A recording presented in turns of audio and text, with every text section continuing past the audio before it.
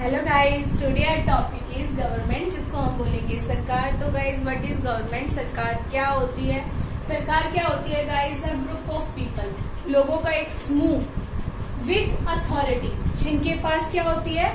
Authority होती है, power होती है, सत्ता होती है टू गवर्न अ कंट्री और स्टेट। किसी भी कंट्री, पूरे नेशन या किसी क्षेत्र को, राज्य को चलाने की एक पावर होती है जिसके पास, ऐसे लोगों के समूह को हम सरकार कहते हैं।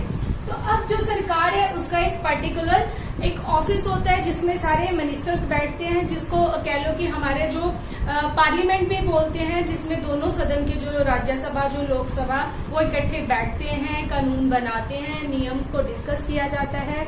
फिर जो अलग अलग प्रोसीजर में निकलने के बाद कोई भी जो कह लो कि नियम, रूल और रेगुलेशंस के ऊपर जो बहस होती है, फिर उनके जो रूल और रेगुलेशन तय कर दिए जाते हैं, फिर गाइस वो लागू किए जाते हैं। और जब वो लागू किए जाते हैं तो वो उनके पीछे कुछ न्यायिक जुडिशरी पावर्स भी होती हैं। अगर वो लागू कर दिए जाएं तो वो कानून का रूप धारण कर लेते हैं। तो इसी तरह से जो हमारी गवर्नमेंट है, हमारे इस चैप्टर के अंदर 2 टाइप ऑफ गवर्नमेंट के बारे में बताया गया है। First is monarchy and second is democracy. Monarchy के बारे में सिर्फ आपको अभी इतना ही जानना है, ये एक राजतंत्र का टाइप होता है गाइस, जिसमें राजा लोग शासन करते हैं। उनके अपने रूल और रेगुलेशन होते हैं, उनके अकॉर्डिंग ही नियम होते हैं। सारी की सारी पावर जो होती है राजा के पास होती है। वो चाहे तो अपने शासन को निरंकुशता से चलाएं, मतलब गलत तरीके से लोगों के ऊपर थोप कर चलाएं, जिसको हम तानाशाही भी कहते हैं। लेकिन चाहे तो वो लोगों के भले के लिए चलाएं। लेकिन हमारे चैप्टर के अंदर जिसकी हम बात करेंगे दैट इज डेमोक्रेसी। हमारे यहाँ पे जो टाइप ऑफ गवर्नमेंट है वो डेमोक्रेसी से रिलेटेड है। सब लोग जो है अपने सरकार को चुनते हैं, चाहे वो कह लो डायरेक्ट नहीं, इनडायरेक्ट वे से चुनते हैं। हम अपनी वोट डालते हैं। जो यहाँ पे जो भी 18 ईयर का है गाइस, उसको वोट देने का, एक सिटीजन होने के नाते वोट देने का राइट दिया गया है। ठीक है, वो जब भी इलेक्शन होते हैं, हम लोग जितने भी सिटीजन होते हैं जो 18 ईयर के हो चुके हैं, वो अपनी वोट का प्रयोग करते हुए अपने जो नेता को चुनते हैं। आगे वो लोग सारे आगे जो देश के लिए रिप्रेजेंटेटिव है उनको चुनते हैं, जिससे सरकार का गठन होता है या सरकार बनती है। तो अब हमारी जो गवर्नमेंट है वो क्या है?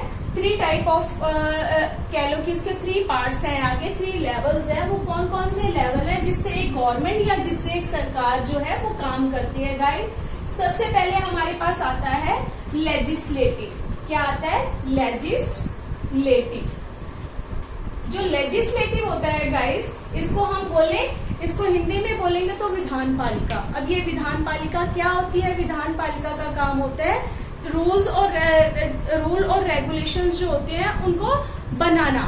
अलग अलग रूल और रेगुलेशंस को बनाने का काम विधान पालिका या लेजिस्लेटिव के थ्रू किया जाता है। उसके बाद हमारे पास मार्कर में ना इंक भी कम हो गई है। उसके बाद हमारे पास आएगा एग्जीक्यूटिव। अब ये एग्जीक्यूटिव क्या होता है गाइस? ये एग्जीक्यूटिव होती है कार्यपालिका। कार्यपालिका अब जितने भी बनाए गए रूल और रेगुलेशंस है, जब उनको लागू करवाया जाता है गाइस, तो वो काम होता है हमारी एग्जीक्यूटिव का, जिसको हम हिंदी में बोलते हैं कार्यपालिका।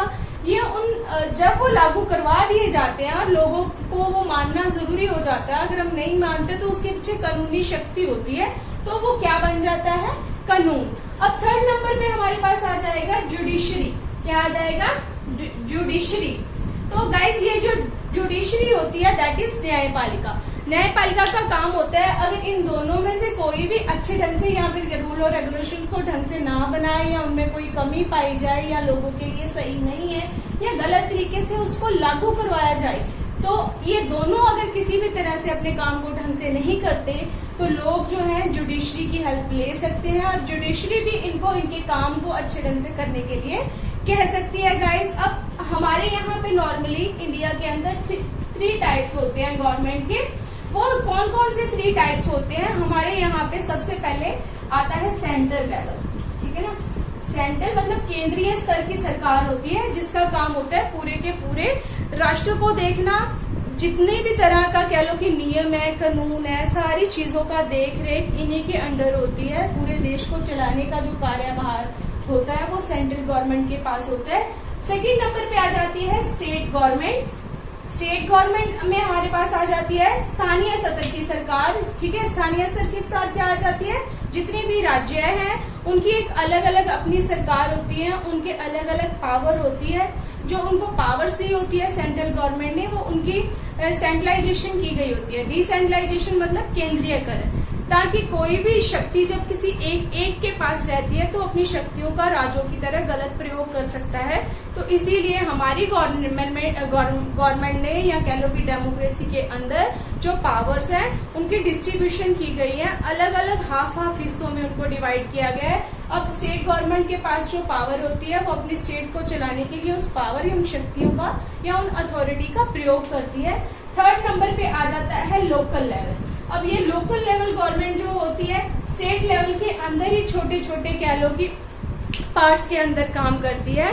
जो अलग अलग क्षेत्र होते हैं, चाहे वो गांव हो, ठीक है, चाहे वो शहरी एरिया हो, तो उन छोटे छोटे एरियो के विकास के लिए, डेवलपमेंट के लिए, वहाँ के जितना भी कह लो फैसिलिटीज लोगों को प्रोवाइड करवाने के लिए ये जो लोकल लेवल गवर्नमेंट होती है काम करती है। इवन देन वहाँ की साफ सफाई का या यहाँ वहाँ के एरिया का ध्यान रखना, वहाँ के लोगों की नॉर्मल जो प्रॉब्लम्स चलती हैं उन प्रॉब्लम्स को सॉर्ट आउट करना। तो ये जो काम है गाइस ये लोकल गवर्नमेंट के थ्रू किया जाता है। तो उम्मीद करते हैं आपको गवर्नमेंट से रिलेटेड किसी भी तरह का कोई कंफ्यूजन नहीं रह गया होगा। ये एक क्विक रिवीजन की तरह चैप्टर था जो आपको बहुत अच्छी तरह से समझ आ गया होगा। वो थोड़ा स्पीडली हो गया, इसका रीजन ये है कि लेसन में कुछ बहुत ज्यादा था नहीं। तो ये 3-4 चीजें गाइस अगर आप इनको अच्छी तरह से पढ़ लोगे तो ये पूरा का पूरा चैप्टर 1 मिनट में आपको याद हो जाएगा। उम्मीद करती हूँ ये चैप्टर आपको बहुत अच्छे से समझ आया होगा। और अगर आपको समझ आया है तो गाइस ज्यादा से ज्यादा लाइक करो, शेयर करो और सब्सक्राइब करो। और अगर आपको किसी तरह का कोई डाउट है या कुछ नहीं समझ आया तो आप कमेंट बॉक्स में जरूर मेंशन करो। Okay guys, bye.